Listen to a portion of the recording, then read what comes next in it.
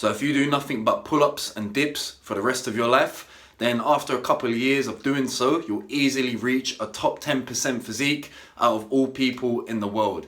Now, considering most people in the world don't actually train, getting into the top 10% of physiques is a lot easier than it sounds.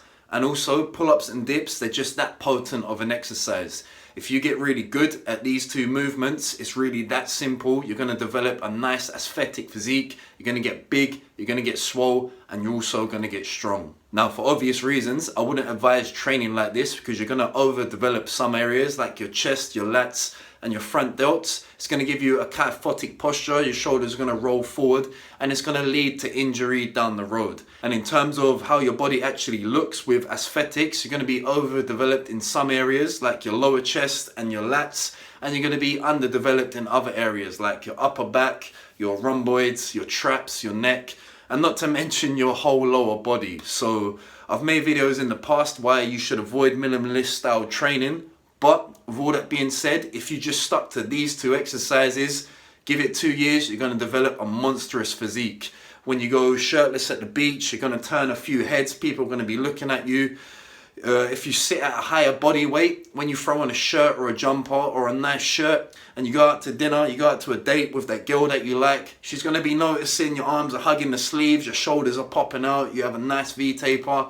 Or if you go visit your grandparents over Christmas, your nan's going to be complimenting you, saying, yeah, you look quite big, you look quite stocky now. She's going to give you a few extra pieces of turkey during that Christmas dinner. So if you do pull-ups and dips, the benefits are really endless. Now your pull-ups is going to develop your lats, it's going to give you that nice V-taper, make you a nice V shape. You're going to develop some upper back muscles depending on what grip you take. You're going to get some bicep in there, some of the outside of the bicep, the brachialis or the brachioradialis. I get confused with them, so don't hold that against me.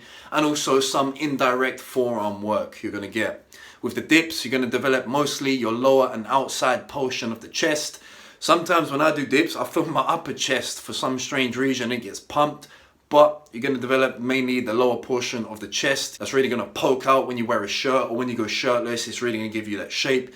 You're going to develop a lot of tricep, especially if you go full range of motion, you get a deep elbow bend, and you're going to get a lot of anterior deltoids, so the front part of the shoulder and a little bit of the outside. Sometimes when I'm doing dips, my side delts get pumped to fuck. I don't know why, it just happens. Sometimes it does, sometimes it doesn't. So with those two exercises alone, you're going to develop the vast majority of the muscles in your upper body. It's going to make you look very aesthetic. If you're sitting at higher body fat and you throw on a shirt, throw on a jumper, you're going to be big in the right areas. You're going to turn heads and people are going to know that you lift.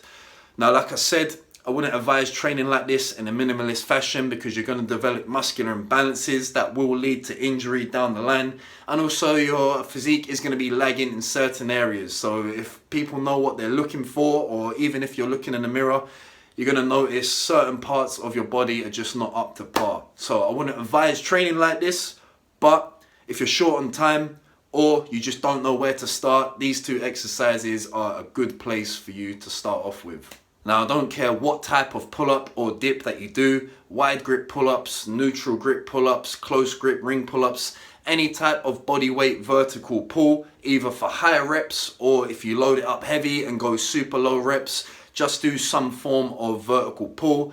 And with dips, there aren't too many variations of dips. You've got the standard dip and then you've got like the straight bar type of dip.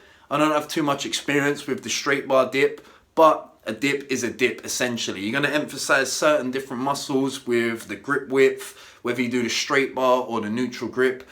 But regardless, just do pull-ups and dips. So whether you're short on time or if you're just confused with all this conflicting information on the internet, I mean, there's probably a few 100,000 pages of exercise information, exercise science on the internet. You can literally read up on it for years and years on end. There's always new studies coming out. There's a lot of information that can really clog up your brain. So if you're new to training and you don't know where to start, just do pull-ups and dips, get good at them, get proficient, be able to do high reps, 20 plus reps for your pull-ups, 30 plus reps for your dips, or start loading up weight, get to 2, 3, 4 plates, whatever it is. Now, dips can be a bit problematic for some people, especially in the sternum area. They can cause a lot of discomfort and even pain, and even some injury for some people. So I've made a video in the past on how to work around that, how to be able to do dips pain-free. So you can watch that if you want, see if that helps you out. But if dips are just an absolute no-go for you, they cause you too much pain and discomfort, then your next best bet is the push-up. I'm going to advise to do the deficit push-up because you get more range of motion, you get a deeper stretch on your chest and your shoulders, and you're getting more out of less weight. And also down the line, developing that flexibility in the shoulder, it can help you to do dips. So if you can't do dips, deficit push-ups are your next best bet. You can even make the argument that push-ups are a better exercise than dips for developing your chest, shoulders, triceps, and even your abs. Because anyone can do push-ups, it's very, very unlikely that you're going to get injured doing push-ups. And also there are a few more muscles involved in it, i.e. the core, the glutes, and some of your quads. If you do it properly and you learn how to brace your lower body while doing it, push-ups can be a better alternative. But either do pull-ups and dips or pull-ups and push-ups. I was having this conversation with a good friend of mine recently, and we was discussing the topic that if you only did these two exercises, i.e. pull-ups and push-ups, are you going to get into good shape? Can you develop a good monstrous physique?